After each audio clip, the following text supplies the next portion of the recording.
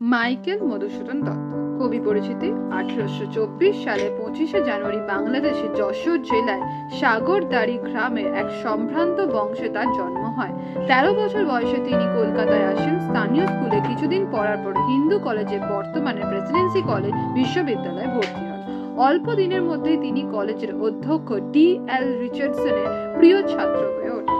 ঊনবিংশ শতাব্দীর বিশিষ্ট বাঙালি কবি ও নাট্যকার পাশ্চাত্য সাহিত্যের দুর্নিবার আকর্ষণে ইংরেজি ভাষার সাহিত্য রচনায় মনোনিবেশ করেন। পরবর্তীকালে অবশ্য তিনি আকৃষ্ট হন বাংলা ভাষার প্রতি। তিনি কবিতা ছাড়াও বাংলার নাটক ও প্রহসন রচনা করেন।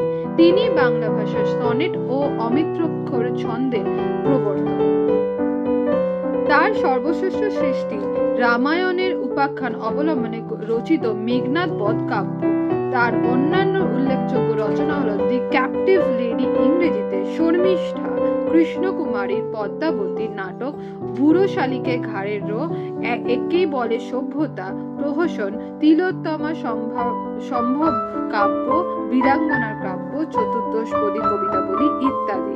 1873 সালে 29শে জুন তার মৃত্যু। আমি আগে বলে দিই ইনি কে ছিলেন। মাইকেল মধুসূদন দত্ত ছিলেন একজন খুব বিশিষ্ট বাঙালি, একজন বড় মাপের রিচ ফ্যামিলি থেকে বিলং করতো। সে ছিল ইংরেজরা যখন ছিল, ইংরেজদের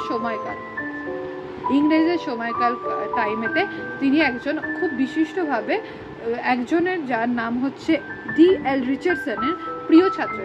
D.L. রিচার্ডসন ছিল একজন ইংরেজ, তাই তার সাহিত্য চর্চায় তার আন্ডারে থেকে ও খুব বেশি মাইকেল মধুসূদনও খুব ইংরেজির ওপর আকৃষ্ট হয়ে গেছিল। কিন্তু আস্তে আস্তে যখন সে ইংরেজির সাহিত্য চর্চা করতে আরম্ভ করলো, দেখলো যে সে সেই রকমের প্রাধান্য পেত না। কারণ তখনকার দিনে সেলিব্রিটি, বায়রন, এরা সব বিশিষ্ট, একের পর এক বিশিষ্ট লোক ছিল যারা প্রচন্ড লেখালেখি করতো।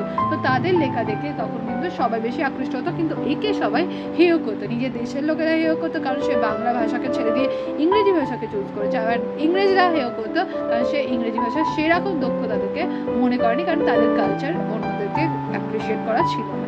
তখন তিনি রিয়েলাইজ করেন যে সে খুব বড় ভুল করেছে এবং নিজের দেশে নিজের মাকে ছেড়ে দিয়ে, নিজের বাংলা ভাষাকে ছেড়ে দিয়ে সে অন্য দেশের অন্য ভাষাকে আকৃষ্ট করতে গেছে এবং তাকে কাছে টেনে নিচ্ছে। তাই তিনি সেই সময় ওই পিরিয়ড অফ টাইম, ওই ট্রানজিশন পিরিয়ডে তিনি প্রচুর কবিতা, প্রচুর গল্প লেখেন, যেটা খুব অ্যাকচুয়ালি পপুলার হয়ে গেছিল। তখন বোঝা গেছিল যে তিনি কতটা অ্যাকচুয়ালি হার্ট হয়েছিল। তিনি ইংরেজি সাহিত্য চর্চা করেছিলেন বলে তার নিজের নামের আগে মাইকেল ওয়ার্ডল বসিয়েছিলেন এবং তার জন্য তাকে দেশ ছাড়া এবং ঘর ছাড়াও হতে হয়েছিল। তার বাবা মা তাকে ত্যায্য পুত্র করে দিয়েছিল। কিন্তু তারপরেও তিনি যখন বুঝতে পারলেন, রিয়েলাইজ করলেন যে এই পুরো ভুলটা কতটা বড় সে ভুল করেছে, তখন সে এই কবিতাগুলো লিখতে পারলেন। বঙ্গভূমির প্রতি মাইকেল মধুসূদন দত্ত। মাই native land, good night Byron, এই সেই বিশিষ্ট কবিদের মধ্যে একজন হচ্ছে বাইরন। সেই জন্য তাকে উৎসর্গ করে লিখে তারপর লিখেছেন।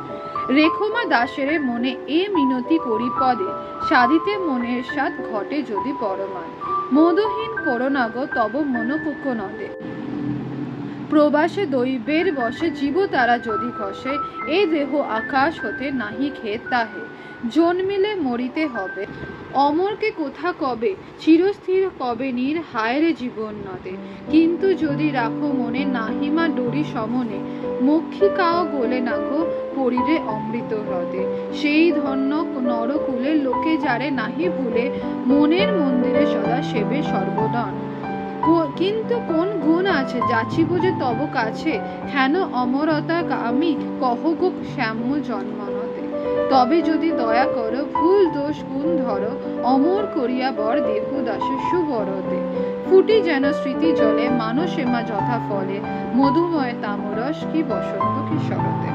এই পুরো কবিতাটা কবি লিখেছেন যখন তার মা তাকে ছেড়ে, এখানে মা হিসেবে দেশ মায়ের কথা বলা হয়েছে।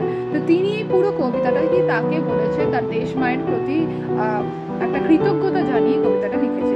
রেখমা দাসের মনে বলছে যে আমার কথা মনে রেখো, কারণ দেশ যখন তাকে ছেড়ে দিয়েছে, তাকে যখন তার স্যাক্রিফাইসটা দেখে যখন সবাই দেশবাসী তাকে আর পছন্দ করতো না, তখন সে এই কবিতাটা লিখে দেশবাসীর কাছে আজ্ঞা চাইলেন যে আমি যে ভুলটা করেছি, প্লিজ সেই ভুলটা আমার ক্ষমা করে দাও।